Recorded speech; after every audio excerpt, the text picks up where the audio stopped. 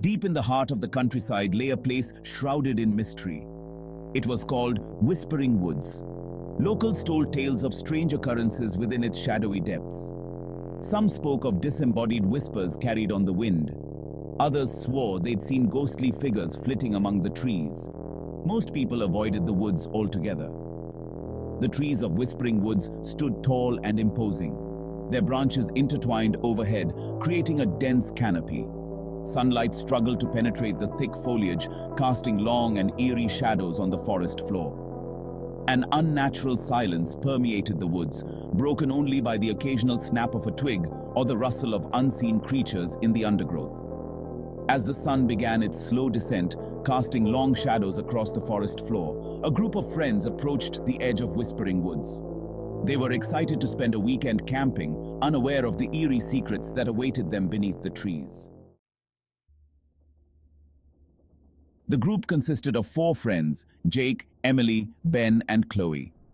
Jake, the adventurous one, was eager to explore the woods despite the local legends. Emily, the skeptic of the group, dismissed the stories as pure nonsense. Ben, the quiet observer, had an uneasy feeling about the place but didn't want to spoil the fun. Chloe, the imaginative one, was equal parts excited and terrified by the prospect of encountering something supernatural. They set up camp in a small clearing, their tents dwarfed by the looming trees. A campfire crackled merrily in the center, casting a flickering orange glow against the encroaching darkness. The friends shared stories and laughter as they cooked their dinner over the open flames. "Anyone up for a scary story?" Chloe asked, her eyes sparkling with mischief.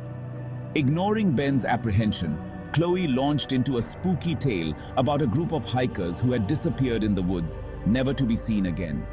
Her voice rose and fell with the drama of the story, sending shivers down their spines. As the night deepened, the temperature dropped, and a light breeze rustled the leaves above, creating a symphony of whispers that sent chills down their spines. The campfire crackled and popped, casting dancing shadows that seemed to writhe and twist at the edge of their vision. The friends huddled closer, their laughter dying down as the forest around them seemed to close in. "Did you hear that?" Emily whispered, her eyes wide with alarm. "Hear what?" Jake asked, straining his ears. "I thought I heard something moving in the bushes," she replied, her voice barely a whisper. Ben, his eyes fixed on the dark woods beyond the firelight, nodded slowly. "Me too," he murmured. Jake, ever the pragmatist, grabbed a flashlight and stood up. "I'll go take a look," he said, his voice surprisingly steady. The next morning, they decided to explore the woods, hoping to uncover the source of the strange noises. Their search led them to a crumbling stone wall hidden deep within the forest. Overgrown with ivy and partially concealed by fallen leaves, the wall looked ancient and forgotten. Behind the wall, they discovered a small clearing. In the center stood a weathered wooden chest, its hinges rusted with age. The chest was unlocked, and inside they found a collection of old journals and artifacts. The journal, penned by a woman named Anya, detailed life in the woods over a century ago. As the day wore on, the strange occurrences intensified.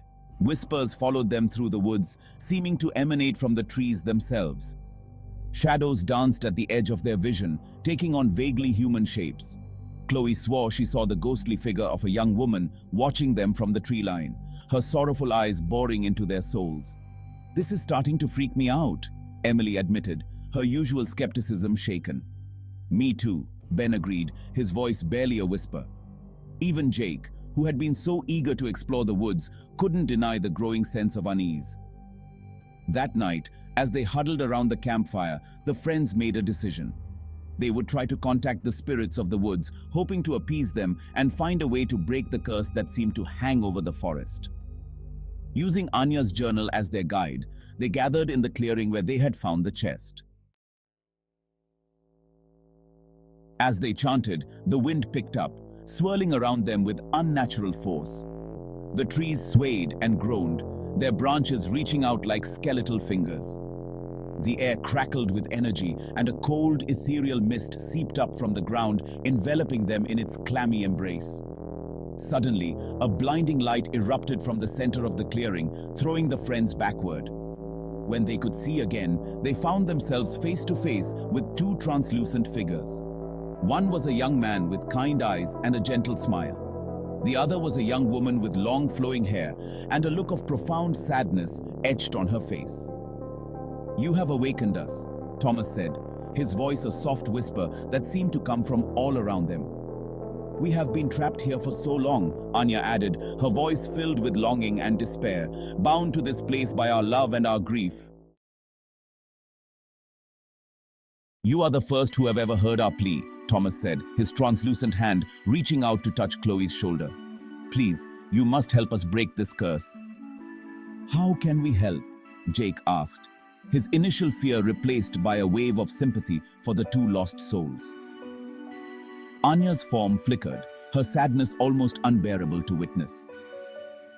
"Our souls are bound to this forest by a token of our love," she explained, her voice filled with sorrow. "A silver locket split in two. Thomas holds one half and I, the other." She pointed a spectral finger towards a gnarled oak tree at the edge of the clearing. "Buried beneath its roots, you will find the other half of the locket. Bring it to us, and we can finally be together, in peace." Without hesitation, the friends rushed to the oak tree and began digging. After a few minutes of frantic digging, their fingers brushed against something cold and metallic. The friends exchanged nervous glances. Something wasn't right. This didn't feel like the peaceful resolution they had hoped for. "Give it to us," Anya pleaded, her voice laced with an urgency that bordered on desperation. "Quickly, before it's too late." Jake hesitated, a knot of unease forming in his stomach. He couldn't shake the feeling that something was amiss. "What happens when we give you the locket?" he asked, his voice trembling slightly. Anya's eyes widened, and for a moment, a look of pure terror flashed across her face. "We can be together again," she whispered, her voice barely audible above the howling wind. As the wind whipped around them, tearing at their clothes and sending leaves swirling through the air, Jake made a decision. He wouldn't give Anya the locket. Not yet. Something felt wrong, and he wasn't going to risk his friend's safety until he knew more. "We'll help you," he said, his voice firm despite the fear coursing through him. "But first, you need to tell us the truth. What really happened that night in the woods?" Anya's form flickered again, and a look of pure rage contorted her features. "You meddling fools!" she screamed. "You think you know better than us? You will regret this!"